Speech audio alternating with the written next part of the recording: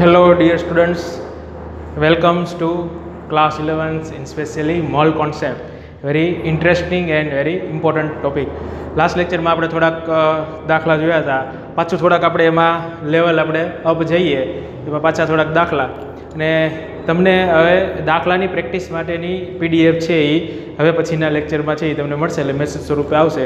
હજી આજના લેક્ચરના થોડાક દાખલા આપણે જોઈએ એટલે 3-4 લેક્ચર જે દાખલાના થઈ જાય એને રિલેટેડ દાખલા છે તમારે આવશે. મોલ કોન્સેપ્ટમાંથી JEE અને નીટમાં દાખલાનું પ્રમાણ વધારે હોય છે એટલે ખાસ આપણે આની ઉપર છે એ વેઇટેજ આપવાનું છે. ચલો હવે આગળ દાખલા જોઈએ. એક્ઝામ્પલ, આજે થોડાક દળ અને કદ રિલેટેડ છે દાખલા જોઈએ. દાખલા તરીકે એમ કીધું હોય કે પાણીના એક અણુનું દળ, પાણીના એક અણુનું દળ છે એ ગણો. પાણીના એક અણુનું દળ, દળ એટલે કે આપણે શું ગણવાનું છે? વજન ગણવાનું છે. કેટલા ગ્રામ થશે? એક અણુનું દળ છે તે કેટલા ગ્રામ થશે? તો કેલ્ક્યુલેશનમાં જોઈએ. પહેલાં તો પાણી છે એના મોલ આપણને ખ્યાલ છે, H2O = 18 ગ્રામ પર મોલ. પાણીનો જે અણુભાર છે, આ 2 હાઇડ્રોજન છે તો એનો 2 થશે અને 1 ઓક્સિજન છે તો 16, એટલે કેટલું થશે? 18 ગ્રામ પર મોલ. હવે આપણે વિચારીએ, આપણે એક અણુનું દળ કીધું છે, અહીંયા જે કીધું છે એ એક અણુનું દળ. તો પહેલાં આપણે તો પાણીમાં અણુની સંખ્યા આપણે કેલ્ક્યુલેટ કરીએ તો 18 ગ્રામ પ્રતિ મોલ છે તો એક મોલમાં કેટલા અણુઓ હોય? એક મોલ પાણી હોય, એક મોલ H2O = યાદ કરો 6.022 × 10⁻23 અણુઓ. કોના અણુઓ હોય? H2O ના અણુઓ. 6.022 × 10⁻23. એક મોલ પાણીની અંદર આટલા અણુઓ હોય. તો આપણે કેટલા ગણવાના છે? એક અણુમાં ગણવાના છે. તો એક મોલ H2O એટલે કેટલા ગ્રામ થશે? એક મોલ H2O છે તો એક મોલ H2O એટલે કેટલા ગ્રામ? 18 ગ્રામ થાય. આની ઉપરથી હવે ત્રિરાશિ મૂકીએ. આનો મિનિંગ શું થયો? એક મોલ H2O છે એના બરાબર એટલે કે આપણે કેટલું મૂકી શકીએ? 18 ગ્રામ પ્રતિ મોલ. એટલે એક મોલ એટલે 18 ગ્રામ. હવે આની આપણે ઊંધી ત્રિરાશિ મૂકીએ કે આટલા અણુઓ છે ત્યારે 18 ગ્રામ, આટલા અણુઓ એ કેટલા ગ્રામ? 18 ગ્રામ.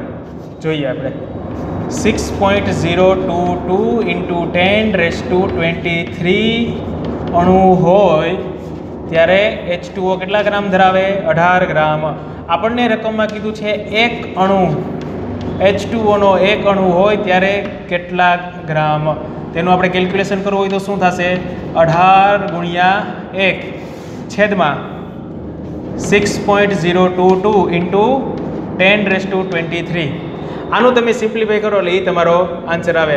સિમ્પ્લિફાય કરો એટલે 6 3 18 એપ્રોક્સ 3 પોઈન્ટ સમથિંગ છે. 3 × 10⁻23 અહીંયા આપણે 3 એક્ઝેક્ટ મૂકી દઈએ = 3 × 10⁻23 ગ્રામ. આ આપણું એક અણુનું વેઇટ. એક અણુનું દળ કેટલા ગ્રામ થયું? આટલા ગ્રામ. 3 × 10⁻23. આમાં થોડુંક આપણે આગળ જોઈએ. એટલે આમાં એટલે કે કદ રિલેટેડ દાખલો થોડોક જોઈએ. કઈ રીતે? ચાલો હવે તમને ધારો કે એમ કીધું છે તો સમજજો કે પાણીનો એક અણુ છે એનું કદ કેટલું? પાણીના એક અણુનું કદ, પાણીના એક અણુનું કદ ખાલી જગ્યા કદ છે એ ml અથવા તો સેન્ટીમીટર ક્યુબ. યાદ કરો આપણે સ્ટાર્ટિંગમાં કીધું હતું કે 1 ml એટલે 1 સેન્ટીમીટર ક્યુબ થાય. cc centimetre cube. 1 ml = 1 centimetre cube. Centimetre ક્યુબમાં પણ તમે લખી શકો અથવા કેમાં લખી શકો? cc અથવા ml, કોઈ પણ એકમ છે એ ચાલે. ચાલો તો પાણીના એક અણુનું કદ આપણે લખવું છે તો કદ કઈ રીતે મળી શકે? વિચારો. રકમમાં આપી છે, પાણીની ઘનતા આપેલી છે રકમમાં. પાણીની ઘનતા વિચારો, પાણીની ઘનતા કેટલી હોય? તમારે 10મા ધોરણમાં આવી જ ગયું છે. કેટલી હોય?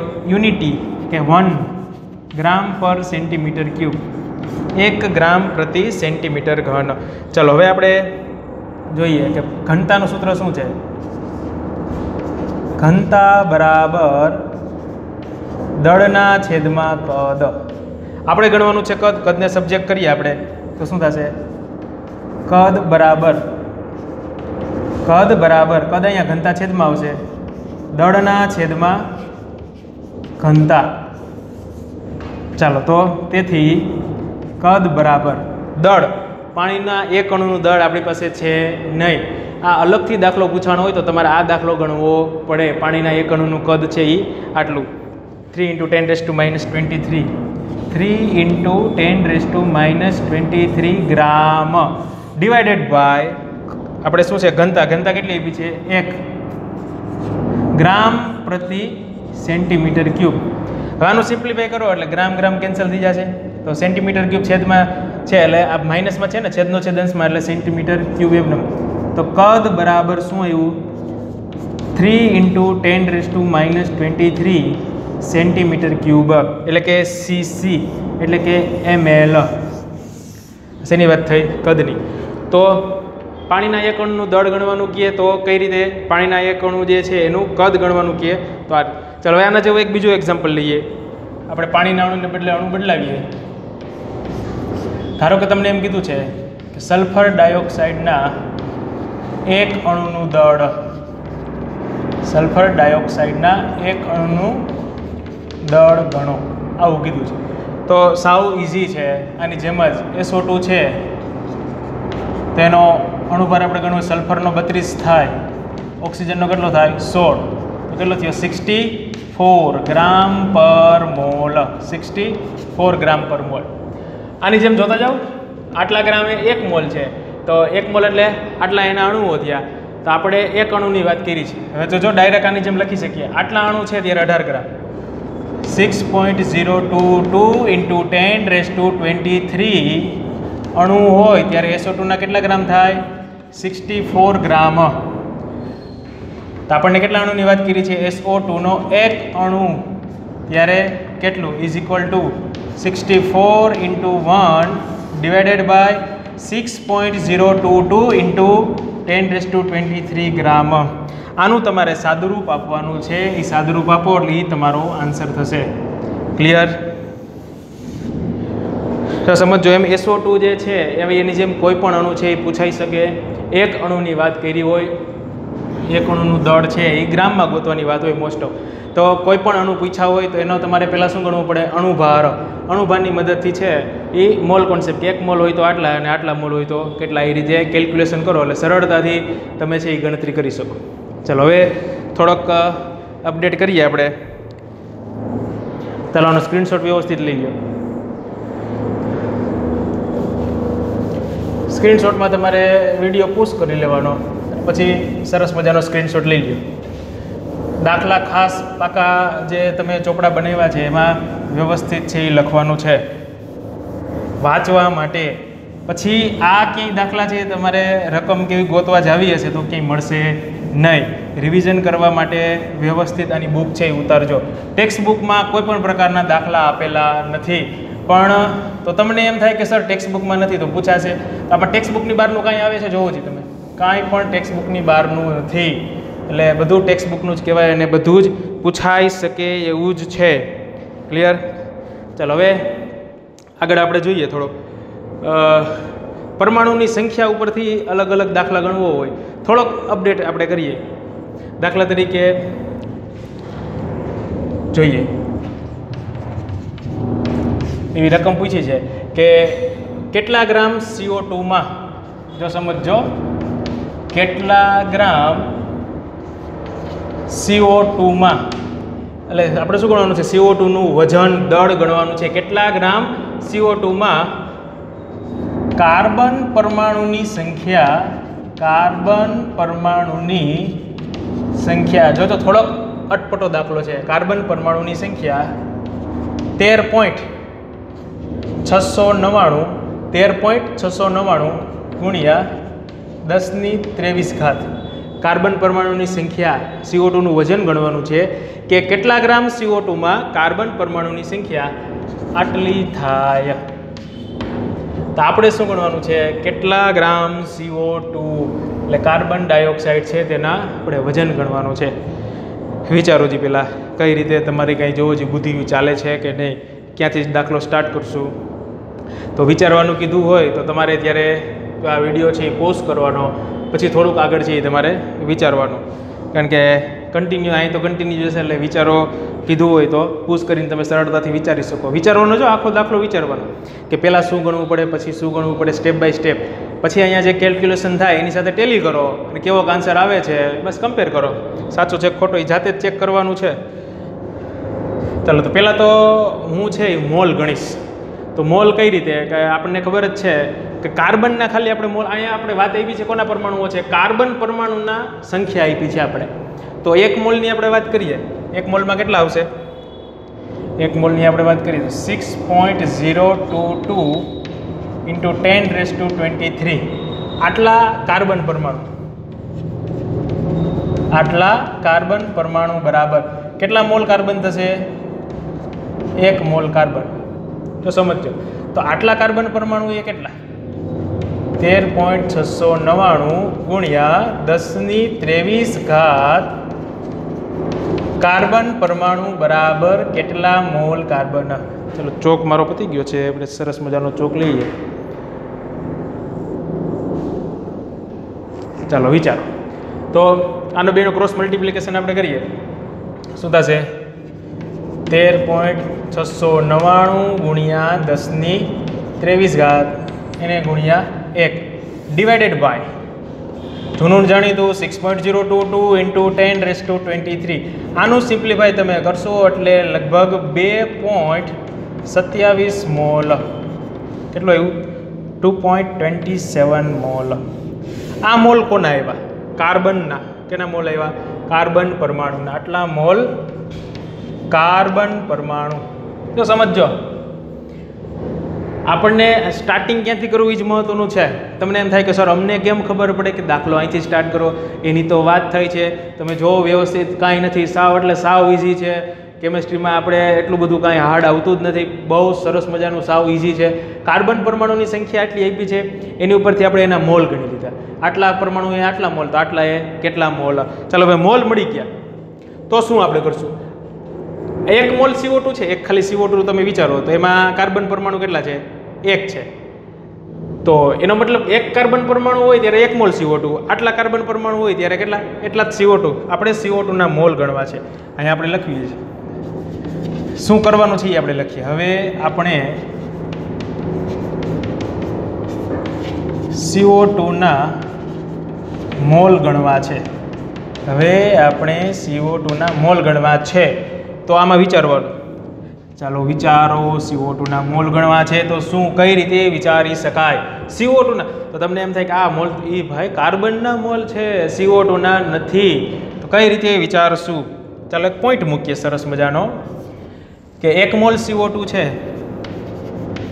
1 મોલ કાર્બન ડાયોક્સાઇડની અંદર કાર્બનના પરમાણુઓની સંખ્યા કેટલી? તમે જુઓ 1 મોલ કાર્બન ડાયોક્સાઇડ છે તેની અંદર 1 કાર્બન પરમાણુ છે, 1 કાર્બન પરમાણુ. તો સિમ્પલ, 1 કાર્બન પરમાણુ હોય ત્યારે 1 મોલ CO2. તો આટલા મોલ કાર્બન છે તો એની અંદર CO2 ના મોલ છે એ પણ કેટલા થઈ શકે? એટલા. તો આની આપણે આ રીતે લખવું હોય કે 2.27 મોલ કાર્બન પરમાણુ બરાબર 2.27 મોલ CO2. આની ઉપરથી આપણે એવું કન્ક્લુઝન લખી શકીએ. ચાલો તો CO2 ના મોલ મળી ગયા. આપણે જોતા હતા શું? CO2 ના મોલ મળી ગયા. હવે શું ગણવાનું છે આપણે? કેટલા ગ્રામ CO2? CO2 નું વજન જોઈએ છે. યાદ કરો વજનનું સરસ મજાનું સૂત્ર, મોલના સૂત્ર ઉપરથી ખબર પડશે. શું છે? મોલ બરાબર વજન છેદમાં અણુભાર. મોલ બરાબર વજન છેદમાં અણુભાર. આપણે શું ગણવું છે? વજન. વજનને સબ્જેક્ટ કરીએ, અણુભાર અને મોલ છે એનો શું થશે? ગુણાકાર. ચાલો તો વજન બરાબર મોલ ગુણ્યા અણુભાર. ચાલો મોલ કેટલા છે? 2.27 મોલ છે. અણુભાર કેટલો થશે એનો? 44. આટલા મોલ લખ્યા અને એકમ લખ્યા. આટલા મોલ એને ગુણ્યા અણુભાર કેટલો થશે? CO2 નો 44 ગ્રામ પ્રતિ મોલ. તો આ તમારો જવાબ થશે. એકમ સો મોલ મોલ કેન્સલ. 2.27 × 44 ગ્રામ આપણો જવાબ. કેટલા ગ્રામ CO2 માં કાર્બન પરમાણુની સંખ્યા આટલી થાય? સ્ટાર્ટ ક્યાંથી કરવાનો છે? કાર્બન પરમાણુની સંખ્યા આપી છે ત્યાંથી સ્ટાર્ટ કરવાનો. આપણે ખબર છે કે આટલા પરમાણુ હોય ત્યારે 1 મોલ. આપણે જવાનું છે ક્યાં? જવાનું છે આપણી પાસે CO2 ના મોલ હોવા જોઈએ.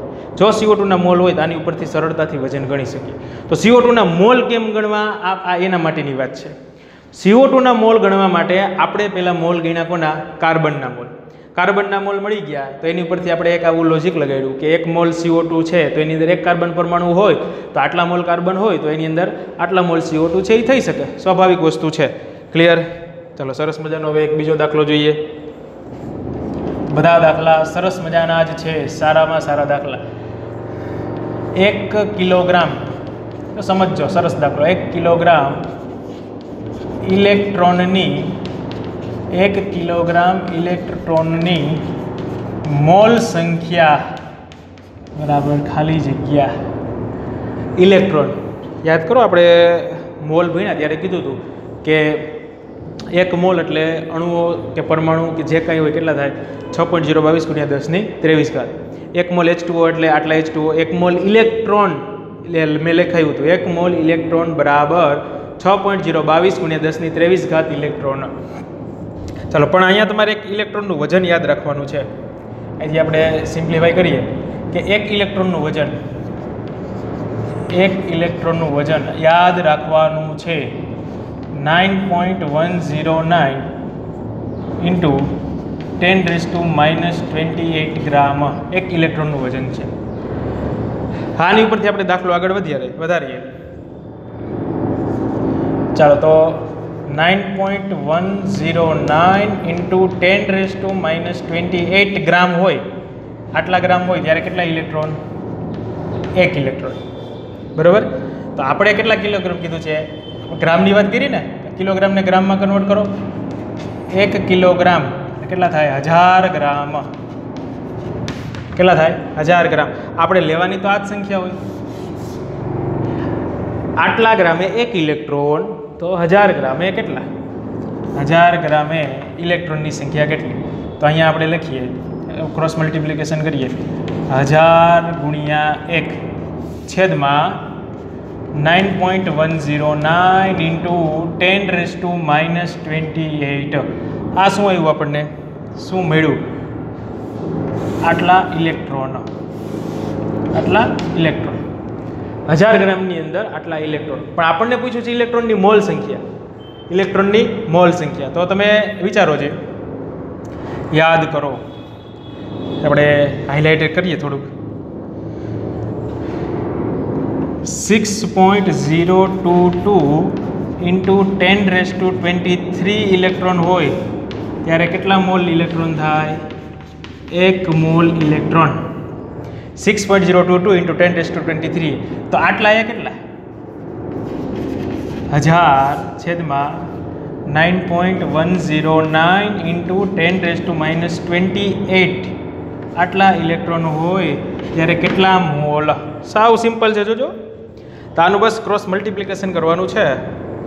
એ સાદું રૂપ તો તમારે જાતે આપવાનું છે. ચાલો અહીંયા જશે અને આ છેદમાં આવશે. તો અહીં શું લખીએ આપણે?